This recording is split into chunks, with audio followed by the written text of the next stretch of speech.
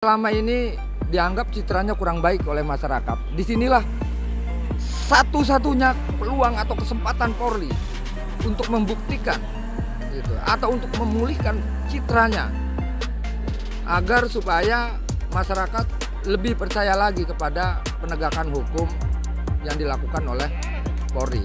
Artinya di dalam kasus ijazah palsu ini kami berharap Polri benar-benar tidak boleh geser sedikit pun dari keadilan.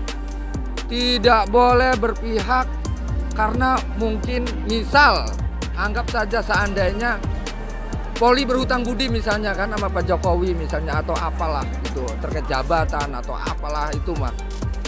Nihilkan dulu lah, buang dulu lah persoalan-persoalan itulah. Mari kita membersamai keadilan demi kepentingan berlangsungnya keadilan bagi negara kita. Karena kami sebagai masyarakat kecil yang ada di paling bawah sana yaitu masyarakat petani nelayan juga melihat ini sepertinya bangsa Indonesia ini seperti keadilan.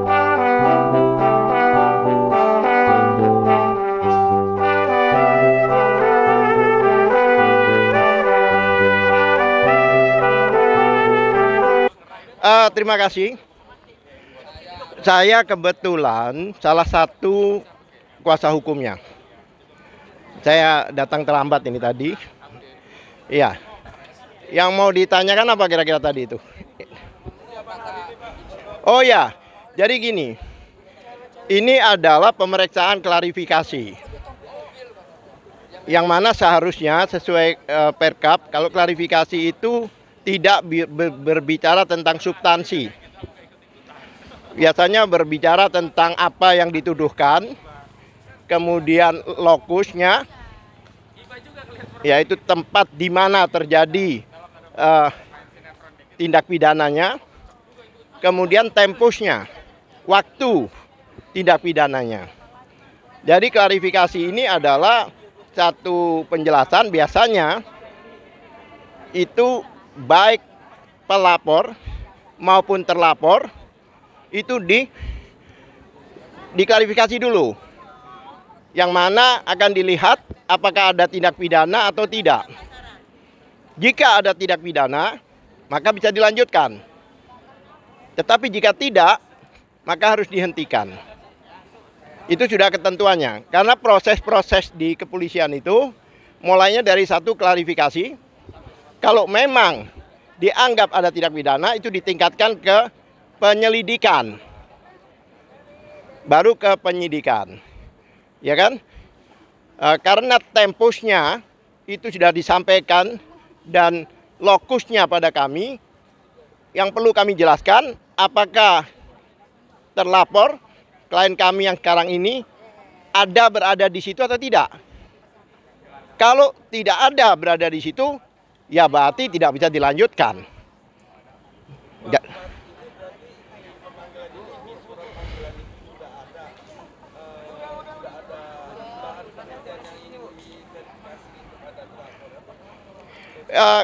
Kami tidak tahu, kami dilaporkan apa.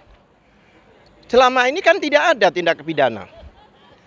Yang jelas, ini kan sebenarnya berangkat dari peristiwa sidang di Solo kemarin, yaitu yang 2 orang sudah masuk penjara, yaitu Gus Nur dan siapa? Bambang Tri, yang mana seharusnya pada sidang tersebut objeknya, permasalahannya, ijazah itu sudah harus ditunjukkan. Tapi tidak ditunjukkan. Sehingga timbul dugaan bahwa ijazah itu tidak ada. Oleh sebab itu, kawan-kawan minta konfirmasi. Datang ke UGM maupun ke rumah Jokowi ini, kula nuwun, permisi, bahkan bersurat. Jadi tidak ada tindak pidana di situ. Maksudnya dalam hukum itu yang paling utama, itu adalah mens rea, niat jahat. Tidak ada niat jahat. Kalau niat jahat ngapain kirim surat untuk bertemu? Ingin membuktikan karena dugaan bahwa yang bersangkutan tidak mempunyai ijazah tersebut. Karena pada waktu sidang pidana di Solo itu, bahkan putusannya adalah memenjarakan 2 orang juga klien kami. itu tidak dihadirkan. Makanya timbul dugaan dari teman-teman bahwa ini adalah tidak ada ijazah itu.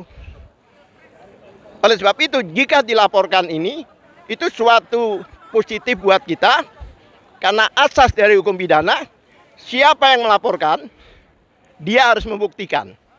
Saya ingin tahu, bukti apa yang dipunyai? Kita akan uji. Kalau seandainya laboratorium mengatakan identik dengan apa? Kami juga ingin tahu.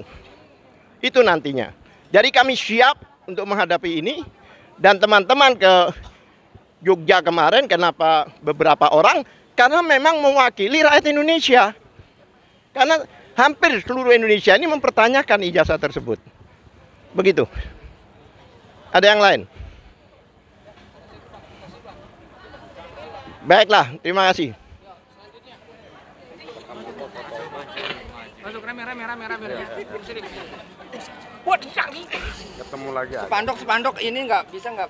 Mana spanduknya? Ada. Boleh nggak itu? Nggak usah. Nanti aja. Pas. Ah, enggak. Oh. Baik, assalamualaikum warahmatullahi wabarakatuh. Waalaikumsalam warahmatullahi wabarakatuh. Kami ini dari Front Kebangkitan Petani dan Nelayan Banten di wilayah pesisir utara Banten. Kami di sini hadir untuk memberikan dukungan dan support terhadap saudara-saudara kami, Pak Roy Suryo dan juga Bu Dr. Tifa. Kami berharap di sini keadilan benar-benar ditegakkan. Jangan sampai ditutup-tutupi. Kebenaran harus dibuka seluas-luasnya secara transparan. Harapan kami seperti itu.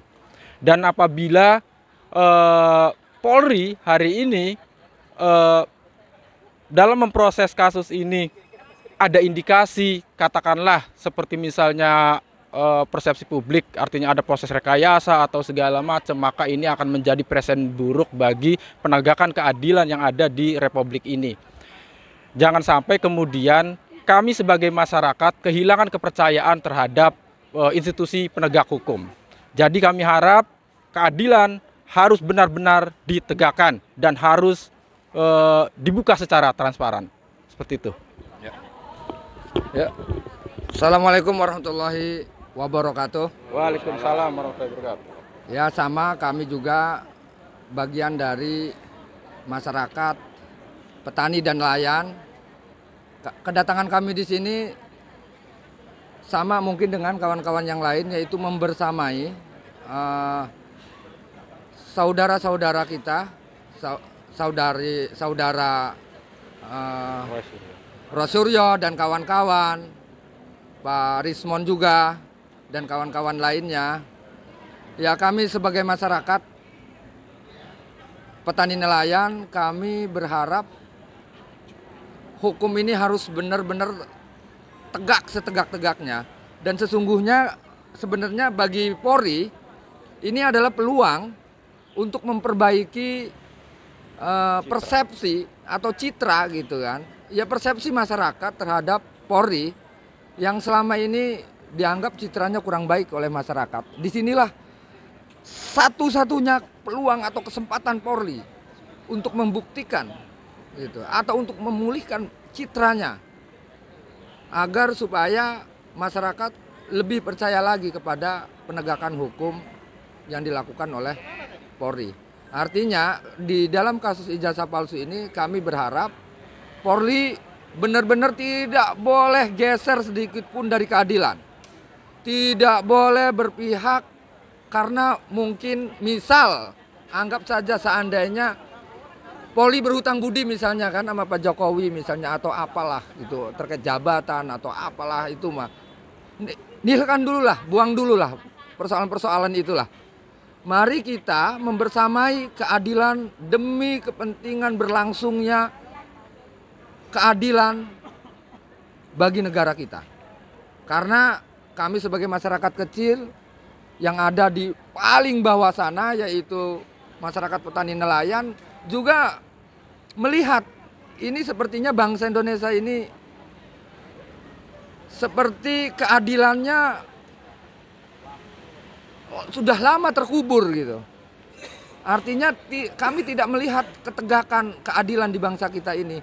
Maka kami sesungguhnya, saya pikir bukan hanya kami yang ada di sini ya, seluruh rakyat Indonesia sedang sangat merindukan gitu. Sedang merindukan betul-betul keadilan yang ada di Indonesia ini. Jadi kami mohon kepada Kapolri untuk bersikap seadil-adilnya. Tidak boleh ada rekayasa hukum ataupun apa, tidak boleh.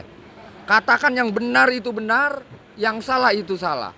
Dan saya pikir ketika kita mencoba untuk melakukan yang benar itu benar, yang salah itu salah, ini juga salah satu ciri-ciri orang yang sudah melakukan tindakan hukum berpikir yang benar. Karena hukum berpikir yang benar tuh ya pasti harus mengatakan yang benar itu benar, yang salah itu salah. Dan bukan hanya di kata-kata, tapi juga di pola laku, di perbuatan. Nah, saat ini Pak Kapolri, mohon hukum ditegakkan seadil-adilnya. Terima kasih. Assalamualaikum warahmatullahi wabarakatuh. Waalaikumsalam. Oh ya udah yuk, kasih yuk kawan-kawan kita pindah tempat. Oke yuk.